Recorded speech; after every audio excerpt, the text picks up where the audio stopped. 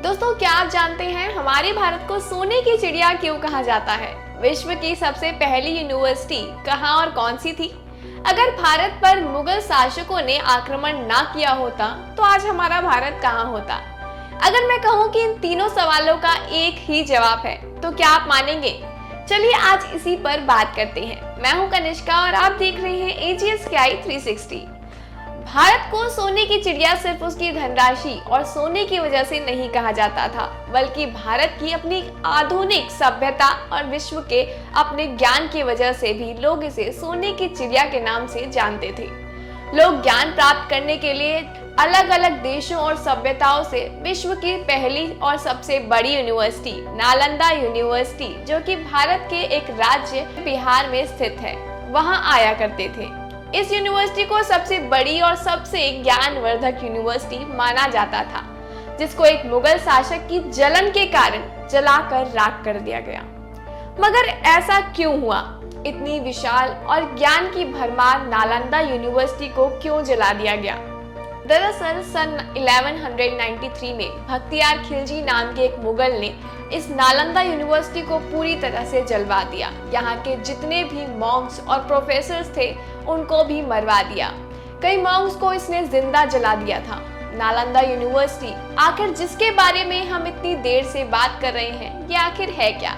ये किसी राजा का एम्पायर भी नहीं था, ये तो बस एक एजुकेशनल यूनिवर्सिटी थी। फिर इसके पीछे इतना बवाल क्यों हुआ?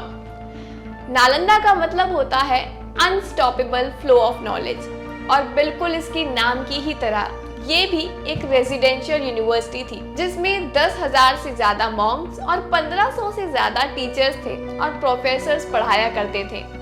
ये सबसे पुरानी और सबसे बड़ी यूनिवर्सिटी थी। दुनिया के अलग अलग कोने, टर्की, पर्शिया, चाइना, श्रीलंका और इंडोनेशिया जैसी जगहों से यहाँ लोग पढ़ने आते थे। इस जगह Buddhism, astronomy, mathematics, philosophy, medicine चीजों के बारे में बहुत डीप नॉलेज के साथ पढ़ाया जाता था। यहाँ के प्रोफेसर्स भी वर्ल्ड के वही गिने चुने लोग होते थे जिनके पास ज्ञान का भरमार था। इवन ये तक माना जाता था कि यहाँ पर उपनिषद के ओरिजिनल मैन्युस्क्रिप्ट्स भी प्रेजेंट थी। हर्षवर्धन, वासुबंधु, धर्मपाल, नागार्जुन, पद्मसंभव नालंदा के ही स्टूडेंट्स थे। साथ ही ग्रेट एस्ट्रोनॉमर और मैथमेटिशियन आर्यभट्ट नालंदा के हेड थे। 800 सालों तक इस यूनिवर्सिटी ने अपना ज्ञान लोगों में विस्तृत किया, मगर 12th सेंचुरी में ऐसा कुछ हुआ कि नालंदा का नाम अतीत के पन्नों में लिखा जाने लगा।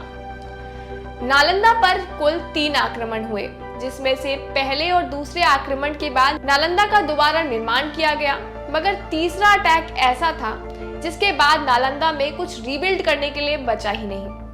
फर्स्ट अटैक किया था हुनास द्वारा समुद्रगुप्त के समय करीब 467 AD के आसपास मिहिर कुला के लीडरशिप में। तो वहीं दूसरा अटैक हुआ था 7th सेंचुरी में बंगाल के गौड़ास राजवंश द्वारा।